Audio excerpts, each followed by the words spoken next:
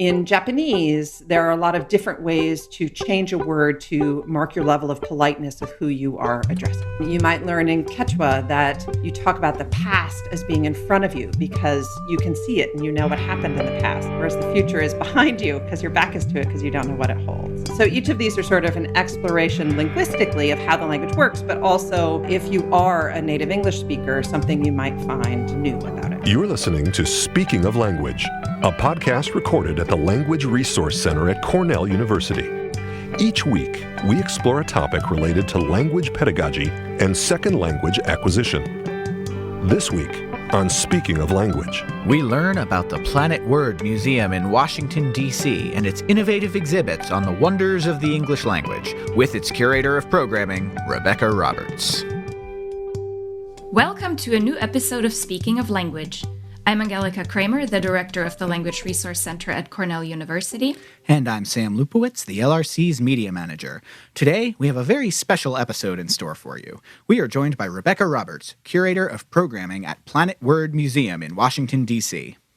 Planet Word is the world's first voice-activated museum, and it provides interactive galleries and exhibits that bring words and language to life in all sorts of fun ways. That's right up our alley. Welcome to Speaking of Language, Rebecca. Thank you. I'm so happy to be here. So I can't lie. I have been looking forward to sharing with our listeners and the world how amazing Planet Word is. I got a sneak peek when you gave a virtual tour of the museum as part of this year's Language Advocacy Day back in February. But before we hear more about the museum and your work, can you please tell us a little bit more about your own journey with languages and what you do? Absolutely. So to my shame, I am monolingual English, but I will give myself credit for really exploiting English in a lot of different contexts. So certainly in terms of enjoying other people's words, I've always been a voracious reader, huge consumer of audiobooks. I've always been a performer, a singer. And then in terms of creating my own joy and wonder with the English language, I was for a very long time a radio reporter. And radio, as you know from podcasting, is a very intimate medium. You have to write descriptively in order to create pictures for your listeners, but you also have to write the way you speak, because if you have too many dependent clauses or a verb without a clear subject, you've just lost people. Sure.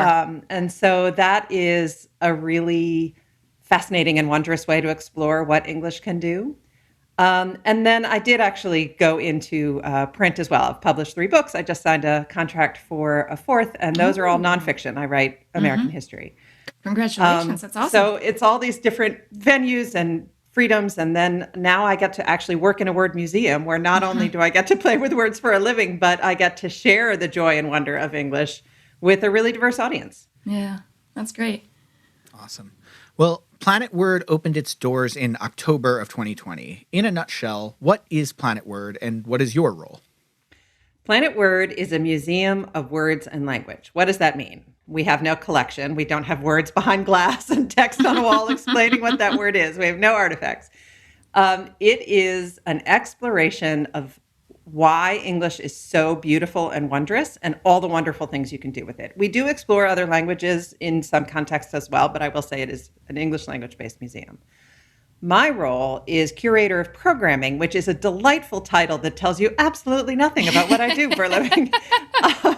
So all of the kind of human interactions in the museum come under my management. So programming, education, visitor services, volunteers, private events, community outreach.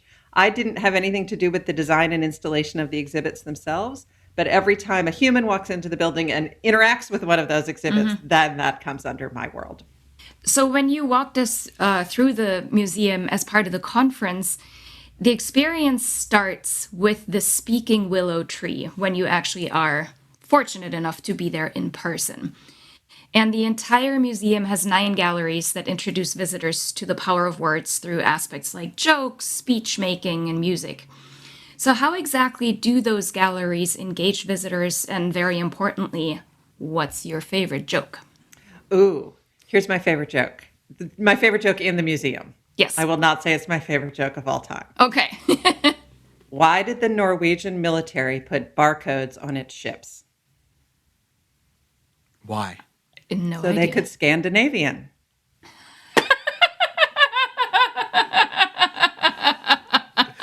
I can't There wait. you go. Yeah. Can't wait. I'm going to tell my wife that joke. I can see her face now. I can't wait.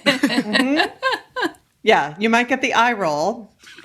A lot of the jokes in the museum really only deserve an eye roll. They are so corny, but it is delightful to watch people try to tell them to each other. So the premise of the museum is that you learn, if you start on the third floor and work your way down, which you super don't have to, you can go wherever you want, but there is a little bit of a linear path of pedagogy if you do that. And if you start at the top, you get a little bit of underlying lessons in how humans acquire language. There's an adorable video montage of babies learning to speak. Then how words enter the English language, all the different populations that conquered England and brought their language traditions with them, but also onomatopoeia and coin terms and portmanteau. And then there's an exploration of how languages vary around the globe. And that is a room with this massive LED globe in the middle, but iPads with language ambassadors on each of them. And there are 31 different languages represented there. And they tell you a little bit about their language, how it varies from English. You might learn a little bit about internal structure of that language. And this is all interactive. You are speaking to this iPad. It is speaking back to you. And so you might, for instance, learn that Native Hawaiian only has 16 letters in the alphabet. And so words get really long because the same same syllables are repeated regularly because you'll never have two consonants next to each other in Hawaiian. Or you might learn that in Japanese, there are a lot of different ways to change a word to mark your level of politeness of who you are addressing. You might learn in Quechua that there's sort of a worldview difference, that you talk about the past as being in front of you because you can see it and you know what happened in the past, whereas the future is behind you because your back is to it because you don't know what it holds. Yeah. So each of these are sort of an exploration linguistically of how the language works, but also a little bit of, if you are a native English speaker, something you might find different or new about it. And then everything else in the museum, everything else you do, is just all the cool stuff you can do with words. So there's a karaoke room. In the karaoke room, like traditional karaoke, you pick a song, the lyrics scroll on the screen, you go up to the microphone, you perform it. But while the lyrics are scrolling, on the side of the screen, the songwriting technique is also scrolling. So you might be rocking out to Single Ladies, and in the corner it'll say, Beyonce's using echo here, or assonance, or anaphora. There is a joke-telling gallery, as you mentioned. There's a magical library, which is so cool. I need a better word because I work in a word museum, but it's so cool. There's a speech-making gallery. There's a little tiny gallery where you can paint with words. There's a mural projected on the 3 walls of that room, and you dip a paintbrush in an adjective. And as you paint the mural, the whole scene changes based on the adjective you chose. Oh, wow. And then there's a gallery about advertising and copywriting and using words to persuade people to change their minds.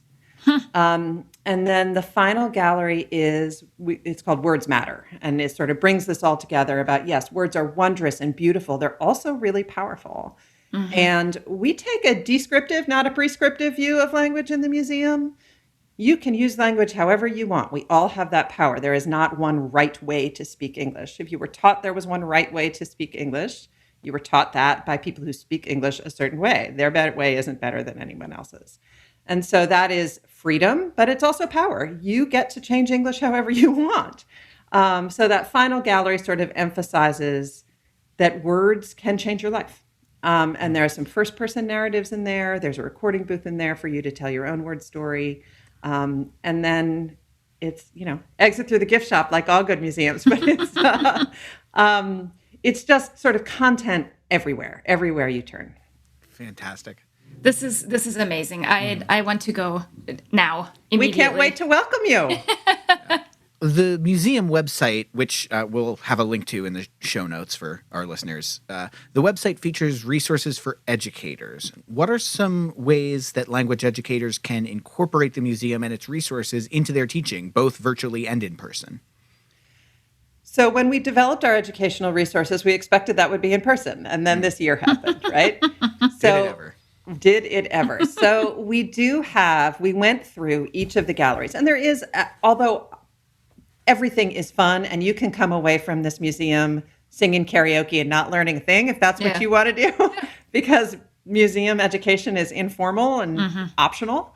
But we did go through and peg the pedagogy, which there is in every gallery, to Common Core standards, to age-appropriate levels, and develop activities, pre-work, follow-up work to each of the galleries. And then we also have developed, our education manager has developed some virtual field trips.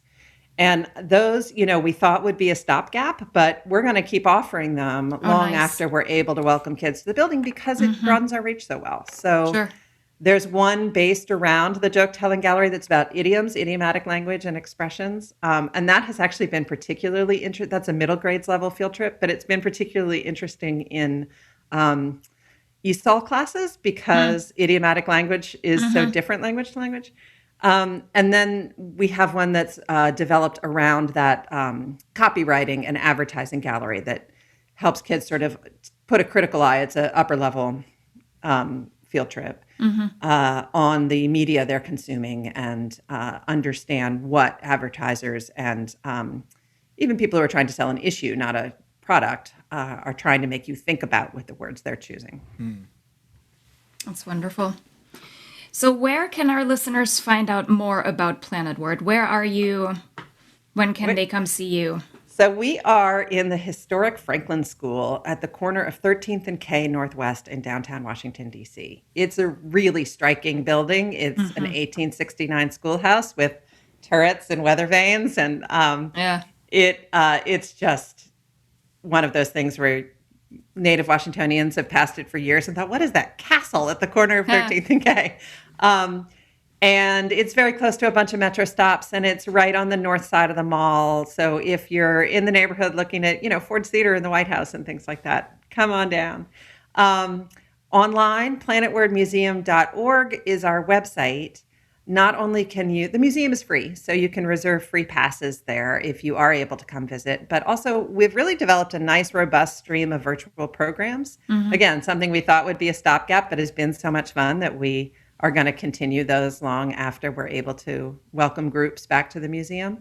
And so, you might find that we're exploring song lyrics on Valentine's Day about what makes a good love song and creating a love song playlist. Or we might be talking about how to build a crossword puzzle and why people love crossword puzzles and how you judge whether it's a Monday easy crossword puzzle or a Friday difficult crossword puzzle. We've got programs about the intersection of rap and poetry. We've got programs about the language of healthcare messaging when you're trying to reach specific audiences and convince them to do something for their own health and combat disinformation at the same time, how you have to craft that message and what medium you use. So all of the ways that language matters and is joyous and beautiful, we've been exploring those online as well. And the great joy of virtual programming is not only can you attend them from anywhere, but we can bring in guests from anywhere. So that health messaging program, for instance, had guests in Uganda and Brazil and Sweden and Iraq. So it's not the kind of thing you can pull together on the stage of your auditorium, right? Sure. So that's helped us explore global languages as well. Before we sign off, we'd like to ask you to share your favorite word in a language you speak, love, or are learning. Let's hear it. So as I mentioned, I am monolingual English. But the great thing about English is it's so weird and so versatile and so diverse that when you find exactly the right word that's got exactly the right connotation, it feels like a magic trick, like tired is exhausted and worn out, but sleepy is sort of cozy and adorable, right? They're not exact synonyms. So, and then a bunch of words are just fun to say. So my word is both. My word is serendipity, which is totally fun to say, right? Especially that dippity part. But it also means something very specific. It's not just coincidence or luck or surprise. It's serendipity. I love it. That is wonderful. Well, Rebecca, this has been great. I cannot wait for all of my team and all of our listeners to come to Planet Word, check everything out in person. But thank you so much for speaking of language with us today. Thank you so much for having me, Angelica and Sam. This has just been a joy. Next week, we will speak with Nancy Martinson, Cornell's Associate Dean of Students and Director of the Asian and Asian American Center, about mentoring and supporting international students. Until then, Auf Wiederhören! The Language Resource Center is located on the ground floor of Stimson Hall on Cornell's main campus in Ithaca, New York. Check us out on the web at lrc.cornell.edu or look for Cornell LRC on Facebook and Twitter. Speaking of Language is produced by Angelica Kramer and Sam Lupowitz. recorded by Sam Lupowitz. Original music by Sam Lupowitz, Dan Gable, and Joe Gibson. Thanks also to the College of Arts and Sciences at Cornell University. As a reminder, the ideas and opinions expressed on this podcast do not reflect those of the College of Arts and Sciences or any other official entity of Cornell University. We thank our listeners, and do stay tuned for our next episode.